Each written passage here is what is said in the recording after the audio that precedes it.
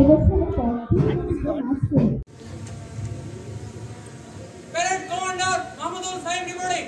Cadets proven correct. Request permission to inspect the division, sir. Aye, aye, sir.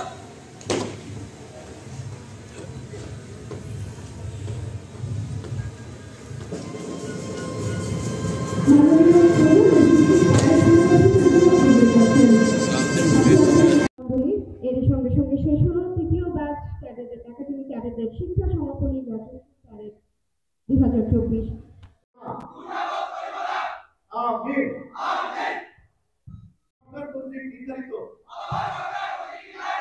দেশ বিদেশের যে কোনো দায়িত্ব আমি সততা ও নিষ্ঠার সহিত পালন করিব।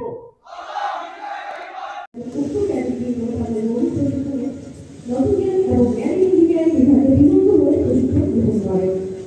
সমুদ্রগামী জাহাজ পরিচালনার উপযোগী বিভিন্ন নেভিগেশন কোর্সসমূহ এবং জ্ঞান ইঞ্জিনিয়ারিং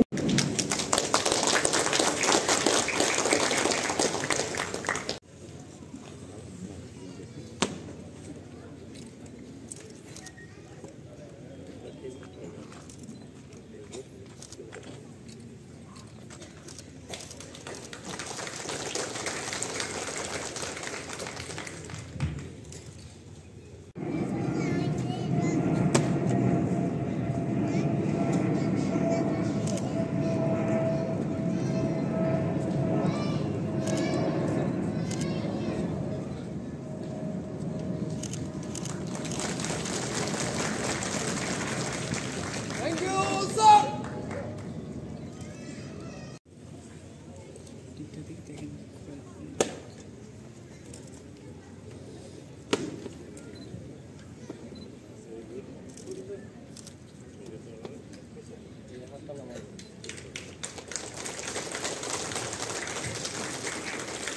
Thank you, sir.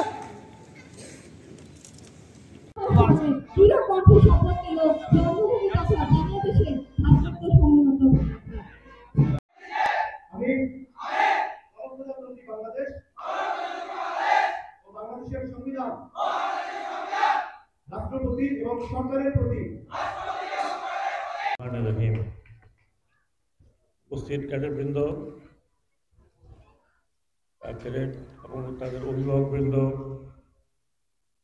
উপস্থিত সরকারি কর্মকর্তা বৃন্দ, উপস্থিত ডিগনিটারি, বিশেষ করে ডিপ্লোম্যাটিক কোরে যারা এসেছেন এবং এই একাডেমির কমান্ডান্ট এবং তার সাথে প্রশিক্ষকবৃন্দ এবং সমস্ত কর্মচারীবৃন্দ, আসসালামু আলাইকুম। সামনে মিডিয়াকেও ধন্যবাদ। আমি অত্যন্ত আনন্দিত আজকে সিলেটে ক্যাডেট কলেজ মনোরম পরিবেশে স্থাপিত এবং থার্ড ব্যাচের 2 বছর সমাপনী পিসি কোর্স সমাপনীর প্যারেডে আসতে পেরে নিজেকে অত্যন্ত ধন্য মনে করছি। প্রথমে আমি যেহেতু এই মাসটি আমাদের বিজয়ের মাস, আমি শ্রদ্ধাচিত্তে স্মরণ করছি যারা মুক্তিযুদ্ধে শহীদ হয়েছেন এবং যারা মুক্তিযোদ্ধা এবং এই মুক্তিযোদ্ধাকে যারা নেতৃত্ব দিয়েছেন সেই নেতৃবৃন্দের প্রতি। একই সাথে জুলাই আগস্ট বিপ্লবে যে 2000 তরুণ প্রাণ দিয়েছেন, প্রাণ দিয়ে দেশকে একটি নতুন পথে দাঁড়া করেছেন, তাদের এই আত্মত্যাগের প্রতি শ্রদ্ধা জানাচ্ছি এবং যারা আজও হাসপাতালে কাতর যন্ত্রণায় আছেন তাদের প্রতি সমবেদনা জানাচ্ছি। আমাদের দেশের ক্যাডেট কলেজ এটা নিয়ে 5টি ক্যাডেট কলেজ, যার 4টি স্থাপিত হয়েছিল অনেক পরে 2021 এবং 2023 থেকে যাত্রা শুরু করেছে। সিলেট ক্যাডেট কলেজের অন্যতম। আজকে থার্ড ব্যাচের 41 জন যারা পিসি প্রশিক্ষণ সমাপনী করে আরেকটি ধাপে উন্নীত হয়ে এরপরে তারা জাহাজে থাকবেন 1 বছর, তারপরে আরেক বছর তারা ট্রেনিং করে পূর্ণাঙ্গভাবে সিফেয়ারার বা বাংলা যদি বলি নাবিক হয়ে দেশান্তরে যাবেন এবং বিভিন্ন সংস্থার জাহাজে তারা অভিজ্ঞতা অর্জন করবেন। একসময় আমরা দেখব তারা জাহাজকে লিড করছিল ক্যাপ্টেন। যে আমি আপনাদেরকে আগাম শুভেচ্ছা জানাচ্ছি। মেরিন একাডেমি প্রস্তুত হয়েছে বাংলাদেশে 5টি। তার কারণ হচ্ছে আমরা আগে যা ছিলাম তার থেকে আরো বেশি সমুদ্রমুখী এবং যেটাকে বলি সিফেয়ারার কমিউনিটির মধ্যে চলে গেছে।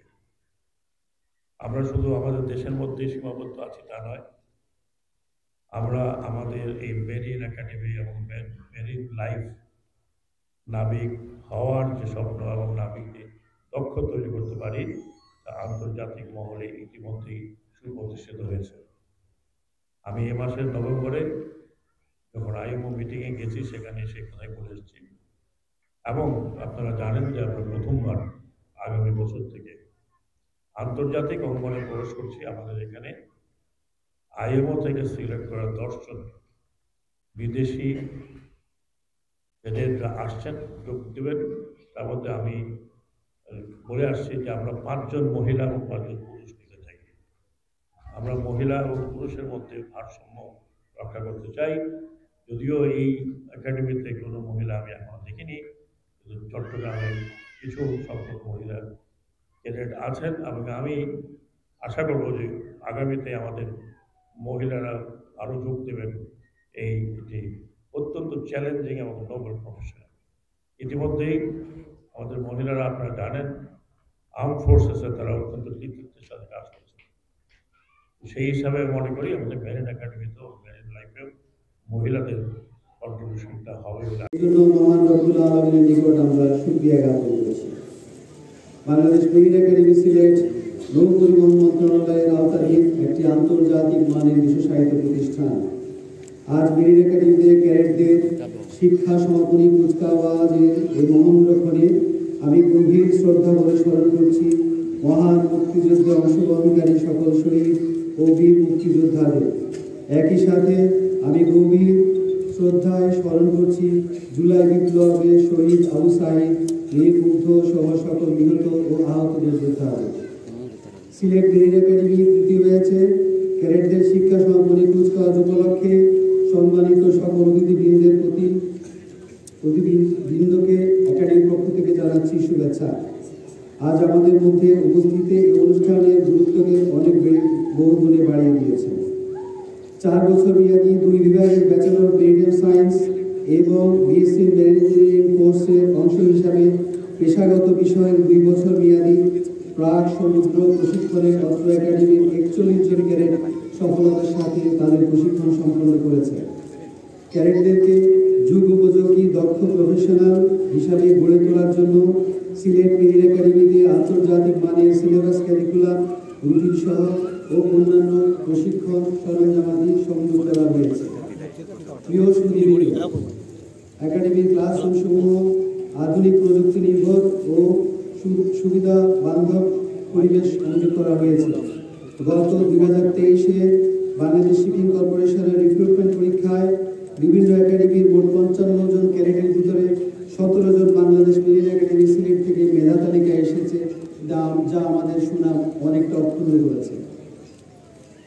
প্রিয় ক্যাডেটবৃন্দ, তোমরা দীর্ঘ 2 বছর একাডেমিতে প্রশিক্ষণরত ছিলে। এই সময়ে তোমরা কঠোর নিয়ম শৃঙ্খলা মেনে সফলভাবে প্রাক সমুদ্র কোর্স সম্পন্ন করেছো। এই সফলতায় আমি তোমাদেরকে অভিনন্দন জানাচ্ছি।